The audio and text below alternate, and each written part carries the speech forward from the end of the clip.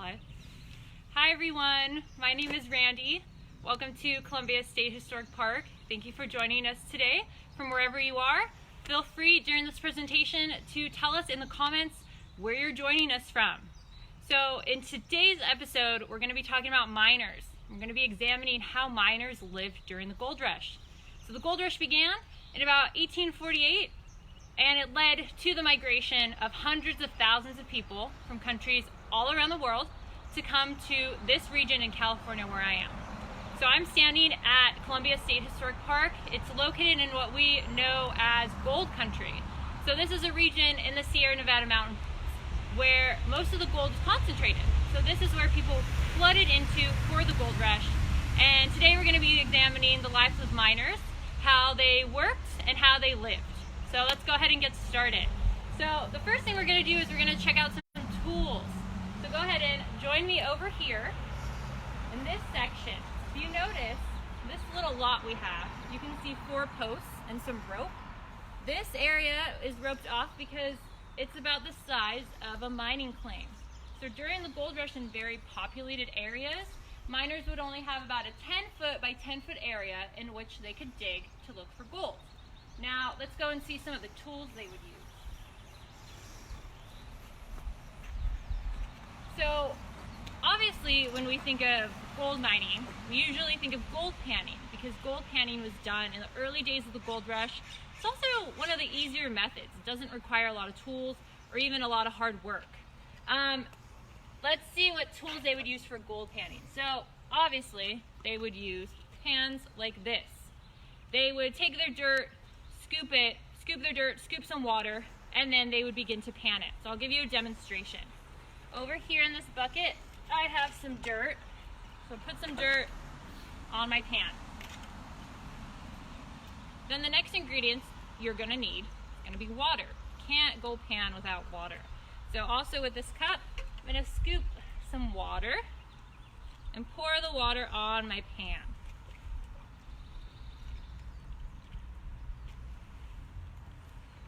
Now, if you look, you can see the dirty, muddy water and the gravel.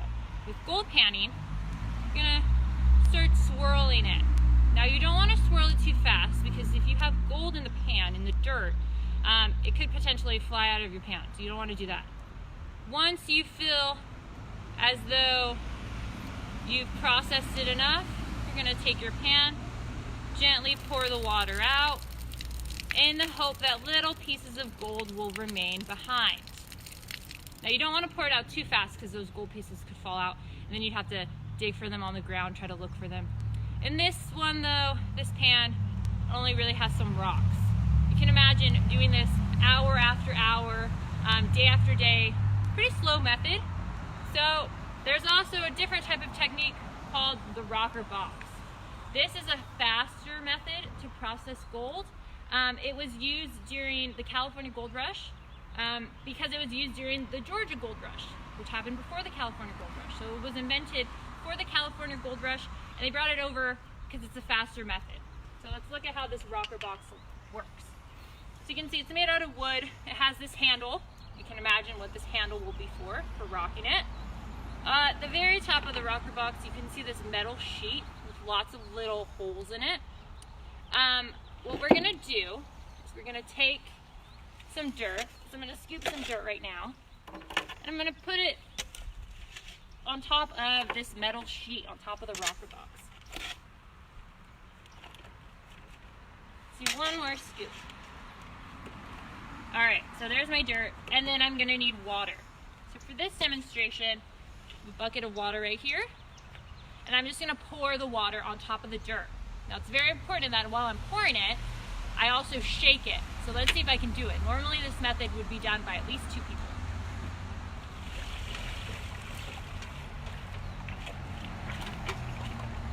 So I did as best as I could just by myself. You can see that a lot of the rocks get caught behind. It's the hope of the miner that little gold pieces will fall through the crack. It comes down here into this section of the box. From over here, you would take your pan and you would scoop up any dirt that was left behind, and then you would pan it and sift it some more. So this is a much faster method than just panning because you already separated the rocks. So that is the rocker box. Now let's go inside and look at how miners live.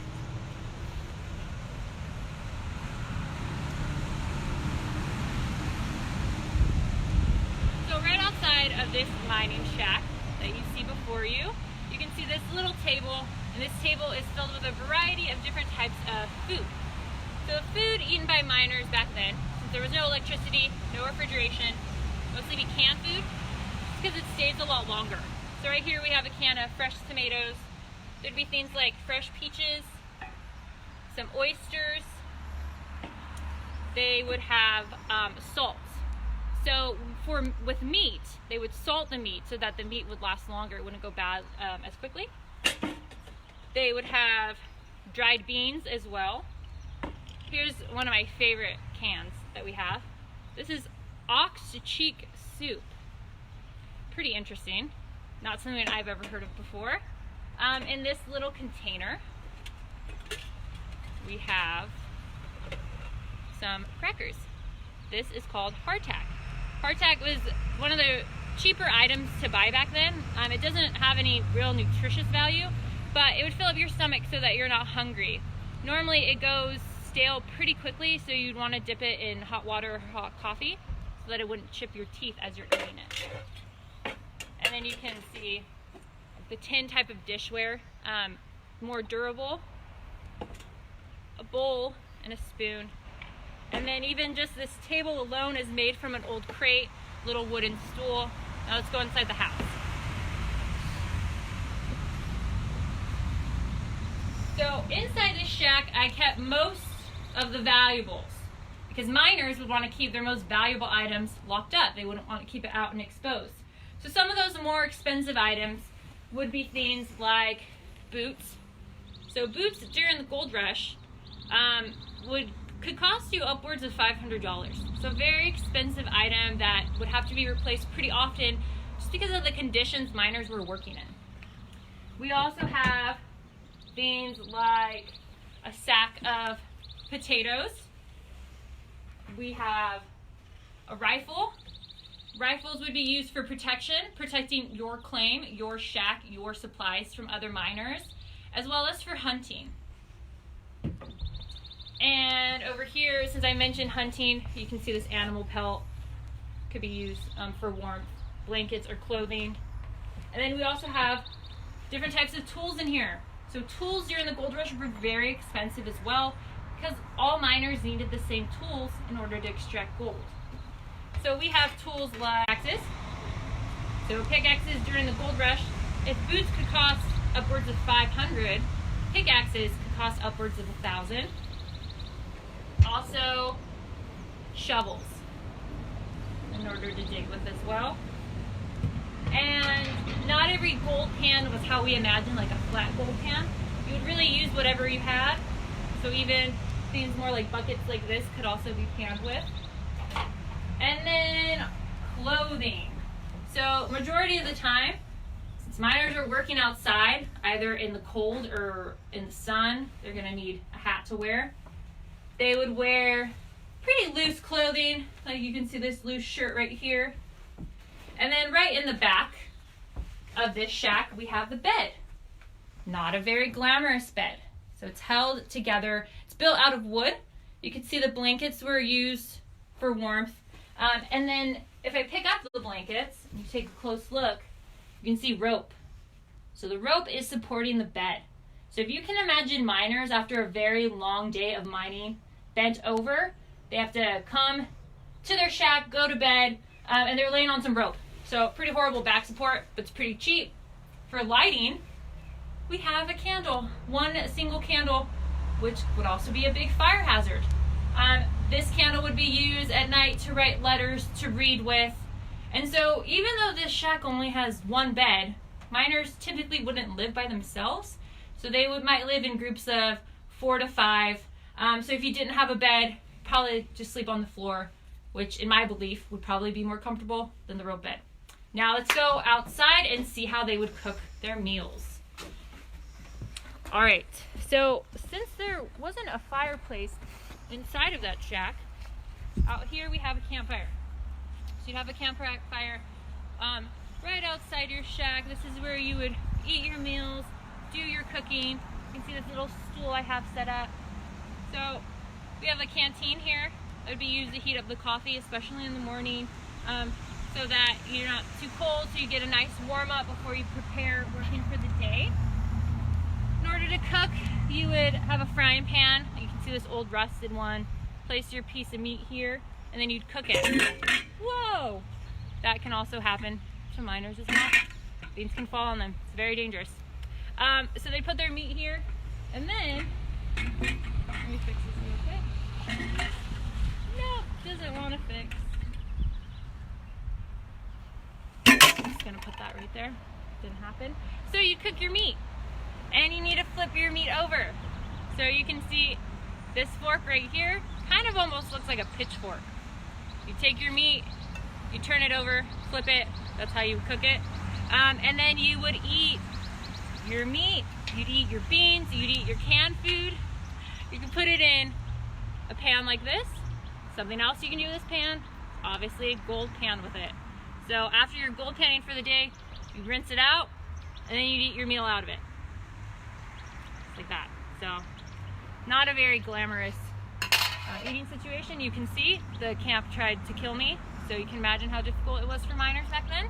Now let's go ahead and head up the street a little bit, and we're gonna look at one more mining camp, or a mining shack.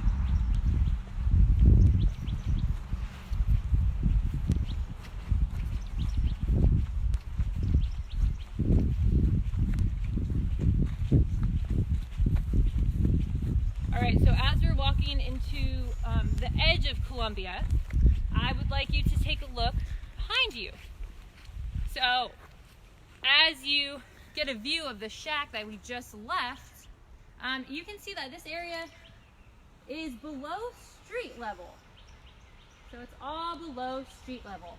And that's because during the gold rush, there used to be a building here, but the building was torn down, and then miners mined the site where we were just standing. So there's no buildings left on this site today, but it used to have buildings on it, which unfortunately were torn down in order to mine underneath. So let's continue our journey.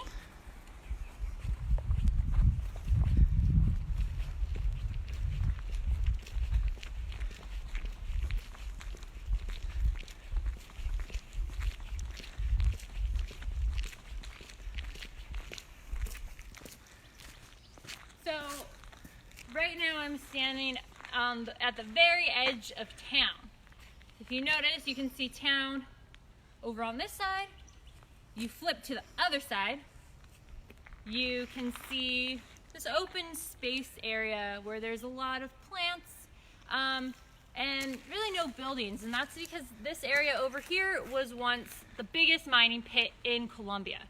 So I'll put a picture in the comments after this live stream to give you an idea of what this big giant mining pit looked like. It's pretty amazing when you see the before picture. So let's go into this mining pit.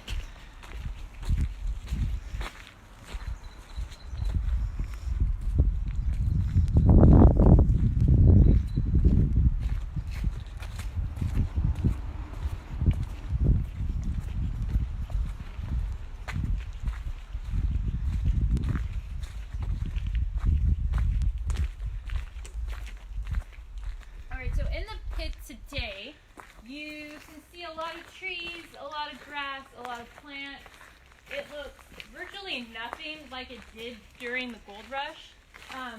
So since the gold rush, we've had 170 years, it's changed a lot. And so we've had a lot of wildlife grow back, but this entire area looks completely different. It was completely destroyed by miners as they were looking for gold.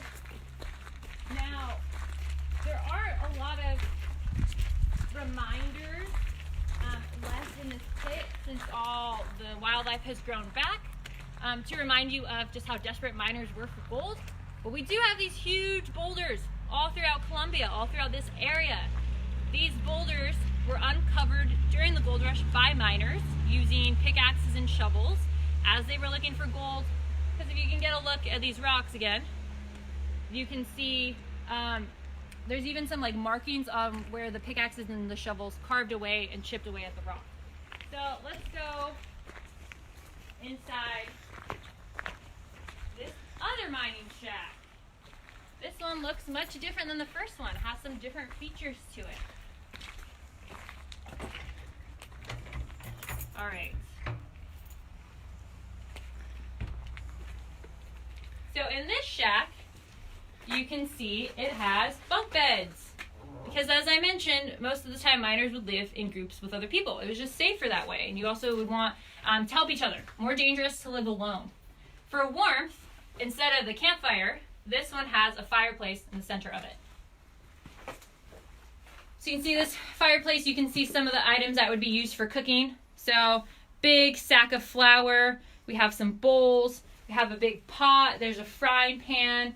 Up at the top of it, we have some canned beans as well, different canisters. So this is the second mining shack. Go ahead and tell me in the comments, students, which shack would you rather have? Would you rather have the first mining shack or the one I'm standing in right now, the second mining shack? Let me know which one you'd rather have. Tell me why you chose that shack as well. All right, we're gonna end the tour today by looking at these rocks really quickly. So, you notice over here, it's like a maze of rocks. So if you can imagine these rocks being completely covered in dirt and then being dug out because there was gold trapped amongst these boulders that the miners were after. These rocks go hundreds of feet deeper, and then over time, in the over 100 years since the gold rush, the mining pit was buried up just because the mining operation stopped. So that's my tour today of the mining shack and life of miners back then. I'm gonna post in the comments a picture of what this area used to look like so you have some idea of what it was like during the gold rush. I want to thank everyone for joining me today. Also, don't forget, join me tomorrow, same place, same time, at 10 a.m. See you then. Bye everyone from Columbia.